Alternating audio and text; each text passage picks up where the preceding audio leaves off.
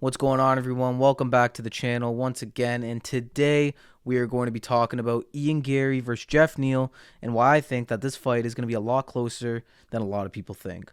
So, of course, we all know Ian Garry, and he's been in the headlines recently for a lot of the wrong reasons, and he needs to go out there and make a big statement against Geoff Neal to win some fans back here.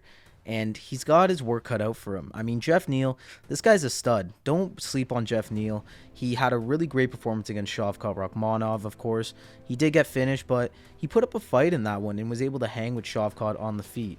Unlike Ian Garry, which was rumored that he got knocked out by Shavkat in training. But that's just a rumor, so let's not go into that too much. But either way, Geoff Neal, he's a stud, man. I would not be surprised if he could go in there and actually get the job done against Ian.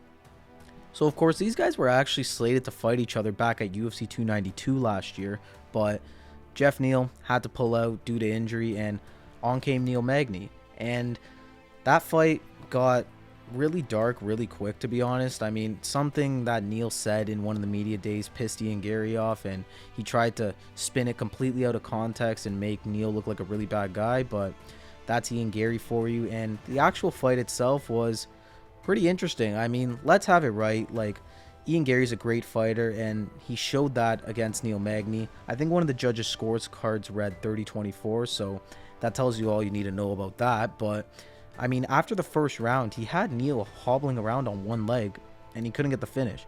So that really puts into question if Ian Garry can really finish some of these top guys, and Neil Magny's not even really that big of a guy, to be honest. So if you can't finish Neil Magny, how are you going to go in there and finish a guy like Geoff Neal, who is a better striker than Neil Magny for sure, and isn't going to let you just throw whatever you want at him too?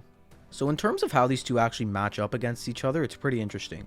Of course, you have Ian Garry, who's a long, lengthy kickboxer and implements his legs just as much of his hands to get the job done. And Geoff Neal, he's similar, but he's more so just of a boxer. Like, you'll see Neal throw leg kicks, obviously, but you won't see him try anything crazy upstairs. And he'll usually just stick to his boxing, which he's very good at. He's a very slick boxer, and he's pieced up a lot of guys. So when you're going up against a guy like Ian Garry, Garry, being the longer and lengthier opponent, he's going to try and stay on the outside and pick Geoff apart at a distance, because he's not going to want to get close and allow Geoff to throw some of his shots that he wants. And Gary's really good at that. He's very good at managing his distance, and I could see him doing that, honestly. Like, I really could. I could see him just standing on the outside for 15 minutes, not trying anything crazy, and just trying to pick Neal apart for an easy decision victory. But another part of me tells me that he's going to come with a little bit more extra fire in this one. He's going to be a little bit more hungrier. He's going to be tired with all the things people have been saying about his wife and his family and about him. And he's going to want to go out there and make a statement and try and take Geoff Neal's head off.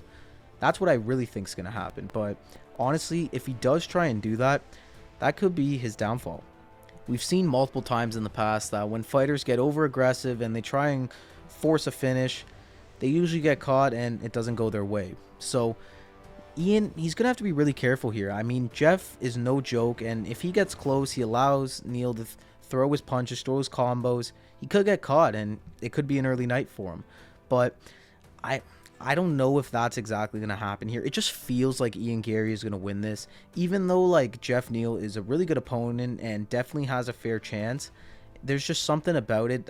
My gut's telling me that Ian's still going to find a way to win this fight, even though on paper I actually probably would favor Geoff Neal, because I think he's also very good at closing the distance, and he was able to pop a lot of shots on Shavkat when they fought. And granted, Shavkat does kind of leave his head out there to be hit when he is striking, but he still looked good, and he did have his opportunities against a guy like that. So if he can do it against a guy like Shavkat, who's to say he can't get some nice shots on Ian Garry? I wouldn't be surprised, but my overall gut is saying Ian Garry is going to find a way to win this fight. I don't think he's going to finish him, though. I can't really pick Ian Garry to get a finish when he couldn't even finish Neil Magny. So from here on out, I don't think I'm ever going to pick him to knock anybody out. But yeah, for this fight, I could see Ian Garry just winning a nice decision, still not winning over the fans, still having people be pissed off at him because of his wife, and it's just going to be a revolving circle until he either gets a knockout or gets knocked out. I'm telling you guys, though, this fight's going to be a lot closer than people think. This is going to be a close decision victory for Garry. He's not going to 30-27 him. I think it's going to be a split, and there's going to be a lot of people sitting there on fight day. Ooh, let me add Ian Garry to my parlay. Let me make some money, and then boom, parlay busts. Ian Garry loses, and your night's ruined. So definitely don't be doing that, and just be a little bit more careful when you're thinking about this fight, because Geoff Neal, he's a great striker. Ian Garry's a great striker. These guys are both professionals, and anything could happen. But I am going to pick Ian Garry to get the job done slightly. But either way, I'm excited for this fight. This is going to be a really good fight, and we'll see what happens.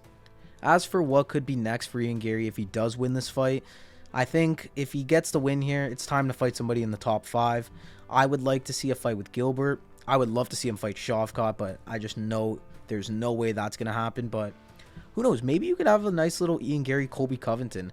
That would sell, I guarantee you it. Honestly, the UFC could probably make that its own pay-per-view without a title fight on it, and it would sell. So honestly, if Ian Garry does win, I could see them definitely going with that route, and that'll be a pretty interesting fight. Honestly, obviously the build-up's going to be way better than the actual fight, but hearing Colby at those press conferences, just going into Ian Garry, it'll be fun to watch in itself. There you guys have it. That's going to do it for this one. Let me know what you guys think in the comments down below. Do you think it's going to be Ian Garry, or do you think Geoff Neal is going to go in there and surprise a lot of people and get the job done? I'm interested to hear what you guys have to say. And yeah, thank you all once again for watching another one of my videos. Stay tuned for more UFC 298 content as we build up to fight day. There's going to be a ton of different videos coming out about a bunch of different fights on this card, and if you like this one, you may like some of those. Thank you all for watching once again, and I'll see you in the next one.